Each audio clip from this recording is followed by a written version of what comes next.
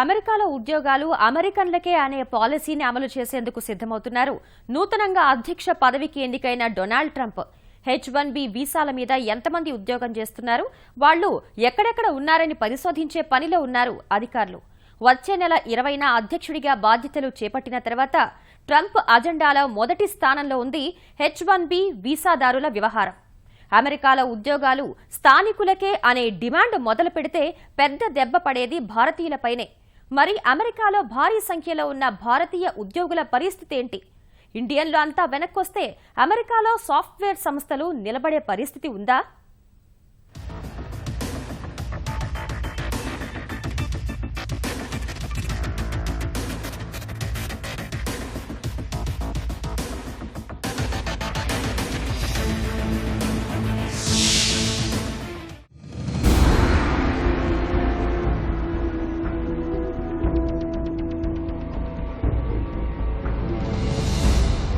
ప్రతి అమెరికన్ జీవితాన్ని కాపాడేందుకు నా ప్రభుత్వం పోరాడుతుంది. ఎన్నికల ప్రచారంలో భాగంగా కొంతమంది ఉద్యోగుల్ని కలుసుకున్నాను. నైపుణ్యం లేదంటూ వారిని తొలగించి ఇతర దేశాల నుంచి వచ్చిన వారిని ఉద్యోగంలో పెట్టుకున్నారు. ఇలాంటి పరిస్థితిని ఇక ఏమాత్రం సహించేది లేదంటూ అయోవాలో జరిగిన విజయోత్సవ ర్యాలీలో డొనాల్డ్ ట్రంప్ చేసిన ప్రకటన సంచలనం రేపుతోంది. ఎన్నికల సమయంలో చేసిన ప్రకటనలతో పాటు ఎన్నికల తర్వాత ట్రంప్ చేస్తున్న పనులు చూస్తుంటే అమెరికాలో ఉద్యోగాలు చేస్తున్న విదేశీయులకు రానున్న రోజుల్లో కష్టాలు తప్పవనే సంకేతాలు వెలువడుతున్నాయి. అమెరికాలో ఖర్చులు, పన్నుల మోత భరించలేక మెక్సికోకు తరలి వెళ్లాలని భావించిన ఎయిర్ కండిషనర్ల తయారీ సంస్థ కెరియర్ను అమెరికాలోనే కార్యకలాపాలు నిర్వహించేలా ఒప్పించారు డొనాల్డ్ ట్రంప్.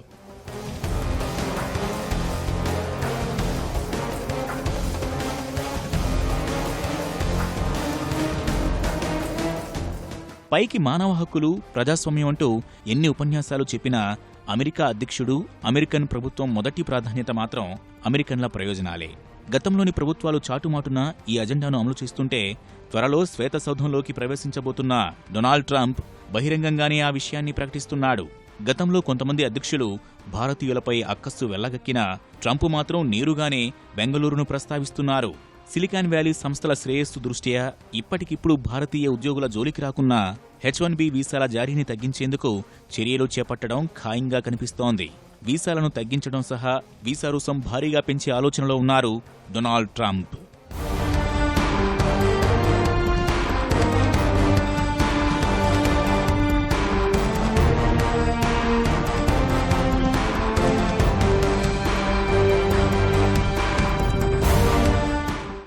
ఇటీవల ముగిసిన అధ్యక్ష ఎన్నికల్లో నిరుద్యోగులు, పల్లె ప్రాంత ప్రజల మద్దతుతోనే ట్రంప్ అధికార పీఠానికి దగ్గరయ్యారని స్థానికంగా వెలువడిన విశ్లేషణలు చెబుతున్నాయి. సంప్రదాయ అమెరికన్ వాదాన్ని బలపరిచేవారంతా ట్రంప్కే ఓటేసినట్లు పోలింగ్ సరళిని పరిశీలిస్తే అర్థమవుతోంది. భారత్, చైనాతో పాటు ఆసియా దేశాల నుంచి వివిధ రకాల వీసాలపై వస్తున్న వారిని అడ్డుకుని స్వదేశీ నిరుద్యోగులకు ఉద్యోగాలు ఇప్పిస్తానని ట్రంప్ చేసిన హామీలు నిరుద్యోగులను ఆకర్షించాయి. ఈ మేలో అమెరికాలోని ఐటీ సంస్థల్లో పనిచేస్తున్న 96,000 మంది ఉద్యోగాలు కోల్పోయినట్లు ఇండస్ట్రీ ట్రేడ్ బాడీ కాప్ తాజా నివేదికలో వెల్లడించింది. ఉద్యోగాల తొలగింపుతో అమెరికాలో ఐటీ సంస్థల్లో పనిచేస్తున్న వారి సంఖ్య 4.5 మిలియన్లకు తగ్గిందని వివరించింది. ఐటీ ఆధారిత సంస్థల్లో అమెరికన్లకు కష్టకాలం మొదలైందని ఈ సర్వేలో వ్యాఖ్యానించారు.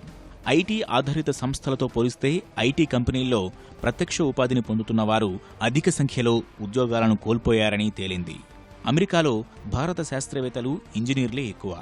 ఆసియా దేశాల నుంచి అక్కడికి వెళుతున్న వారిలో భారత్ నుంచి వెళుతున్న సాఫ్ట్వేర్ వృత్తి నిపుణుల సంఖ్యే అధికం.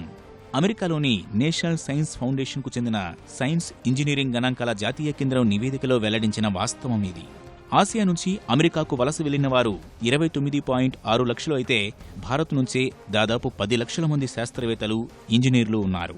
2003తో పోలిస్తే 2013 నాటికి అందులో 85% వృద్ధి నమోదైంది. సైన్స్, ఇంజనీరింగ్ చదివిన వారు, ఉద్యోగాలు చేస్తున్న వారి సమగ్ర వివరాలు తెలిపే సెస్టాట్ అనే సమాచార వ్యవస్థ ద్వారా NCSAS ఈ నివేదికను రూపొందించింది. ఆ ప్రకారం అమెరికా వెళ్తున్న వారు ఎక్కువగా కంప్యూటర్స్, గణిత శాస్త్రాలనే ఇష్టపడుతున్నారు. అమెరికాలోని సాఫ్ట్వేర్ సంస్థలు కూడా భారతీయులకే అధిక ప్రాధాన్యం ఇస్తున్నాయి. అమెరికాలో సాఫ్ట్వేర్ దిగ్గజాలు గూగుల్, మైక్రోసాఫ్ట్ లాంటి సంస్థలకు ప్రస్తుతం భారతీయులే ప్రధాన కార్యనిర్వహణాధికారులుగా ఉన్నారంటే భారతీయుల ప్రాధాన్యత ఏంటో అర్థం చేసుకోవచ్చు.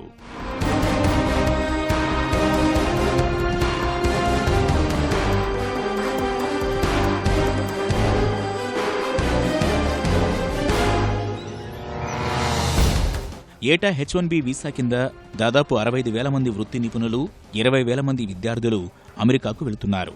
ప్రస్తుతం వీరందరి భవిష్యత్ ట్రంప్ చేతుల్లో ఉంది. విద్యార్థి వీసాపై అమెరికా వెళ్లిన విద్యార్థులు అక్కడ చదువుకుంటూ పనిచేసుకోవాలంటే H1B వీసా తప్పనిసరి. ఈ వీసా కావాలంటే ఏటా ఇచ్చే 85,000 H1B వీసాల కోసం లాటరీలో అదృష్టం పరీక్షించుకోవాల్సి ఉంటుంది. ప్రతి సంవత్సరం లాటరీ ద్వారా వీసా అర్హులను ఎంపిక చేస్తారు. అమెరికా సంస్థలు సైన్స్, ఇంజనీరింగ్, కంప్యూటర్ ప్రోగ్రామింగ్ వంటి సాంకేతిక పరిజ్ఞానం కలిగిన ఉద్యోగులను తీసుకునేందుకు H1B వీసాలను వినియోగిస్తుంటాయి. ఇతర దేశాల నుంచి వచ్చే వలసేతరులకు H1B వీసా, ఇతర వీసాల ద్వారా ఉద్యోగాలు కల్పించడం వల్ల చాలా మంది అమెరికన్ వర్కర్లు ఉద్యోగాలు కోల్పోతున్నారని అక్కడి చట్టసభల్లో సైతం కొన్నాళ్ల నుంచి గొంతెత్తుతూనే ఉన్నారు. ఈ విషయంపై ట్రంప్ ఏ నిర్ణయం తీసుకుంటారోనని అక్కడి వలసదారులంతా ఎదురుచూస్తున్నారు. ప్రతికూల నిర్ణయం వెలువడితే అందరూ ఇంటిబాట పట్టే పరిస్థితి ఏర్పడుతుంది. ట్రంప్ అధ్యక్ష ఎన్నికల్లో గెలిచాక అమెరికాలోని అన్ని కార్పొరేట్ కంపెనీలు మొదలు చిన్న కంపెనీలు ఆసియా దేశస్థులను ఉద్యోగ నియామకాలకు దూరంగా పెడుతున్నాయి. అమెరికా ఎన్నికలకు ముందు ఇంటర్వ్యూలు జరిగి నియామక పత్రాలు అందుకోవాల్సిన వారు కూడా ఉద్యోగాలపై ఆశలు వదులుకోవాల్సిందేనని ఆయా సంస్థలు చెప్పేస్తున్నాయి. భారతీయ దిగ్గజ సంస్థలు కూడా అయోమయంలో పడిపోయాయి. తమ తరఫున అమెరికాకు పంపి అక్కడ సేవలందించడానికి వీలుకాని పరిస్థితి వస్తుండడం వల్ల ప్రత్యామ్నాయాలపై ఆలోచిస్తున్నాయి. Tata consultancy services, TCS, Infosys, Wipro లాంటి సంస్థలు అదే విషయంపై మల్లగుల్లాలు పడుతున్నాయి. ఈ 3 సంస్థల ఆధ్వర్యంలోనే అమెరికాకు వెళ్లిన నిపుణులు 86,000 మంది ఉన్నారు. వీరంతా ఆయా కంపెనీల తరఫున H1B వీసాలతో అమెరికాలో సేవలు అందిస్తున్నారు. అగ్రరాజ్యం ఏటా ఇదే సంఖ్యలో H1B వీసాలు జారీ చేస్తోంది. కానీ ఇప్పుడు ఈ వీసాలు ఇవ్వడాన్ని తీవ్రంగా వ్యతిరేకిస్తున్న జెఫ్ సెషన్స్ ను అటార్నీ జనరల్ ఆఫ్ సెనేటర్ గా ట్రంప్ నియమించడంతో భారతీయ కంపెనీలతో పాటు విద్యార్థులు, ఉద్యోగుల్లో తీవ్ర భయాందోళనలు వ్యక్తమవుతున్నాయి.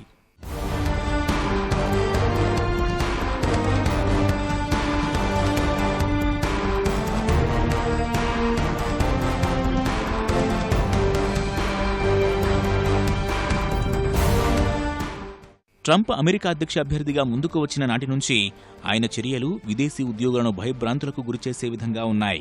ఎన్నికల ప్రచారంలో భాగంగా ట్రంప్ ఆసియా దేశాల నుంచి పోటెత్తుతున్న వలసలను అరికడతానని ప్రకటించారు. ముఖ్యంగా ఇండియా, చైనా నుంచి వలస వచ్చిన వారు అమెరికా ఉద్యోగాలను కొల్లగొడుతున్నారని పదే పదే చెప్పుకొచ్చారు. పొరుగుదేశం మెక్సికో సరిహద్దులోనైతే ఏకంగా గోడనే కడతానని ప్రకటించి ట్రంప్ తన విదేశీ వ్యతిరేకత చాటుకున్నారు. ట్రంప్ మాటలపై అప్పుడు విస్తృతంగానే చర్చ జరిగినా అవన్నీ ఎన్నికల కోసమేనని చాలామంది సరిపుచ్చుకున్నారు. అమెరికా సమాజంలో హిల్లరీ క్లింటన్కున్న ప్రజాదరణను చూసి దాన్ని అధిగమించడం కోసం ట్రంప్ దూకుడు మాటలు మాట్లాడుతున్నాడని, స్థానిక అమెరికన్ల ఓట్లను పొందేందుకు వేసిన ఎత్తుగడని భావించిన వారు ఉన్నారు. కానీ తన ప్రచారం ద్వారా ట్రంప్ అందరి అంచనాలు తలకిందులు చేస్తూ అమెరికా అధ్యక్ష ఎన్నికల్లో గెలుపొందారు. ఇప్పుడు అధికార పీఠం అధిరోహించకముందే ట్రంప్ ప్రకంపనలు ప్రారంభమయ్యాయి. ఎన్నికల ప్రచారంలో అన్నమాటలకు అనుగుణంగా అప్పుడే అమెరికా కంపెనీలు అడుగులు వేస్తున్నాయి. విదేశీయులను, అందులోనూ భారతీయ ఉద్యోగులను పక్కన పెడుతున్నాయి.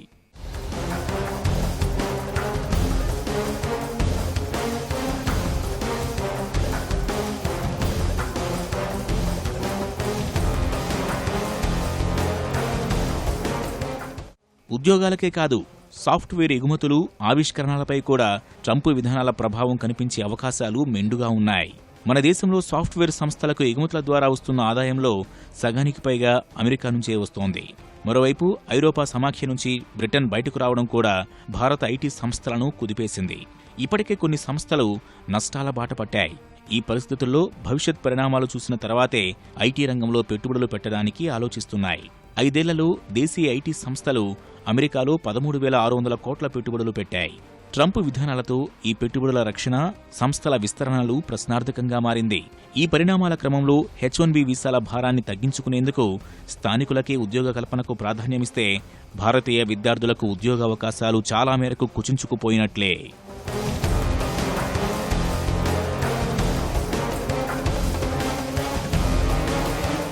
H1B వీసాలపై ఆంక్షలు విధిస్తే అమెరికాతో పాటు భారతీయ ఐటీ పరిశ్రమలకు భారీ దెబ్బ తగిలే అవకాశాలు కనిపిస్తున్నాయి. భారత్తో పోలిస్తే అమెరికాలో పనిచేసే భారతీయ ఐటీ ఉద్యోగులకిచ్చే వేతనాలు కొంత ఎక్కువే ఉన్నా అమెరికా పౌరులతో పోలిస్తే మాత్రం తక్కువే ఉంటాయి. భారతీయులు చేసినంత తక్కువ వేతనాలకు వారు ఉద్యోగాలు చేయరు. అందుకే ఇప్పుడు సమస్య మొదలైంది. అగ్రశ్రేణి భారతీయ సంస్థలు తమ ఉద్యోగులకు H1B, L1 వీసాలపై అమెరికా పంపి అక్కడ ఉద్యోగాలు చేయించుకుంటున్నాయి. దీని ద్వారా పలు కంపెనీలు భారీ ఎత్తున ఆదాయం కూడా పొందుతున్నాయి. ఈ పరిస్థితిని ఎదుర్కోవాలంటే భారతీయ ఐటీ సంస్థలు తమ మనుగడ కోసం automation, cloud computing, artificial intelligence వంటి అధునాతన సాంకేతిక సేవల దిశగా అడుగులు వేయడానికి అవకాశం ఉంది. కానీ దేశీయ విద్యార్థి, ఉద్యోగ వర్గం, వృత్తి నిపుణుల పరిస్థితి మాత్రం తీవ్ర సందిగ్ధంలో పడినట్లే. సాఫ్ట్వేర్ రంగం ద్వారా మన దేశానికి ఏటా కోట్లాది డాలర్ల విదేశీ మారకద్రవ్యం లభిస్తోంది. ఇప్పుడు అది కూడా నష్టపోవాల్సి వస్తుంది. ఈ వ్యవహారాన్ని కేవలం విద్యార్థులు, ఉద్యోగుల సమస్యగానే చూడకుండా పారిశ్రామిక సంక్షోభంగా భావించి కేంద్ర ప్రభుత్వం రంగంలోకి దిగాల్సి ఉంది. దౌత్య మార్గంలో భారతీయులకు అన్యాయం జరగకుండా చూడాల్సి ఉంది.